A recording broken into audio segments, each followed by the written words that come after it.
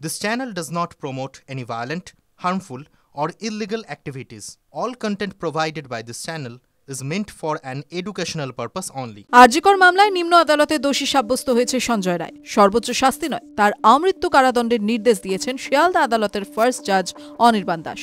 কিন্তু রায়দানের পর সোচ্চার হয়েছে বাংলা। সমাজের একাধিক স্তর থেকে অভিযোগ উঠছিল সঞ্জয় একা দোষী নয়, আসল অপরাধীদের আড়াল করতেই ফাঁসানো হয়েছে সঞ্জয়কে। এদিকে সঞ্জয়ের ফাঁসির সাজার দাবি জানিয়ে হাইকোর্টের দ্বারস্থ রাজ্য সরকার। খোদ মুখ্যমন্ত্রী মমতা বন্দ্যোপাধ্যায় নিম্ন আদালতের রায়ে অসন্তুষ্ট। এবার সঞ্জয় রায়ের হয়ে ব্যক্তিগতভাবে লড়াইয়ের ইচ্ছে প্রকাশ করলেন এক আইনজীবী। আইনজীবীদের একাংশের মতে সঞ্জয়কে ফাঁসানো হয়েছে, রায়ে একাধিক জায়গায় ধোঁয়াশা ঠেকেছে তাদের কাছে। সেই বিষয়টি উল্লেখ করেই মামলা লড়ার ইচ্ছে প্রকাশ করেন যশ চালা নামে আইনজীবী। আরজিকরের ঘটনার নৃশংসতা ও বীভৎসতায় বিরক্ত হয়ে শিয়ালদহ আদালতে সঞ্জয় রায়ের হয়ে কোনো আইনজীবী মামলা লড়তে চাননি। শেষ পর্যন্ত লিগ্যাল অ্যাডের পক্ষ থেকে আইনজীবী দেওয়া হয়। আরজিকর মামলায় আপাতত সঞ্জয়কে একাই দোষী মনে করেছে আদালত।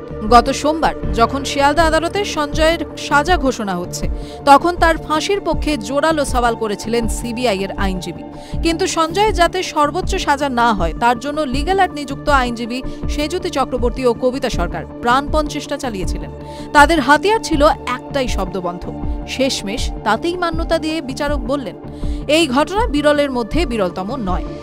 সঞ্জয়ের ফাঁসি হয়নি, তার আমৃত্যু কারাদণ্ডের নির্দেশ দিয়েছে আদালত। এবার তার হয়ে উচ্চ আদালতে ব্যক্তিগত মামলা করতে চাইলেন যশ জালান নামে এক আইনজীবী। আইনজীবীদের অন্তরে প্রশ্ন উঠেছে, সঞ্জয়কে ফাঁসানো হয়েছে, রায়ে একাধিক জায়গায় ধোঁয়াশা ঠেকেছে তাদের কাছে, তাই হাইকোর্টে নিজেরাই এসেছেন সঞ্জয়ের হয়ে লড়াই করতে।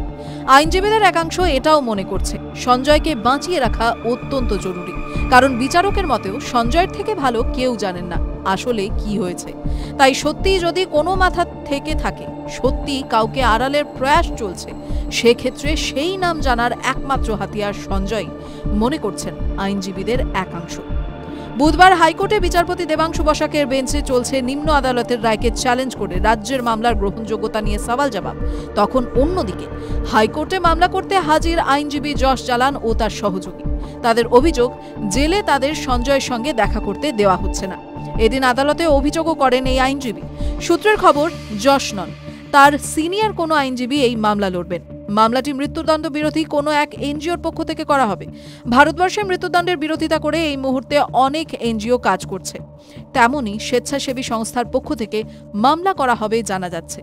আদালতে অনেকেই মন্তব্য করেছেন সঞ্জয়কে বলির পাঁঠা করা হয়েছে। টিভি9 বাংলা ডিজিটাল।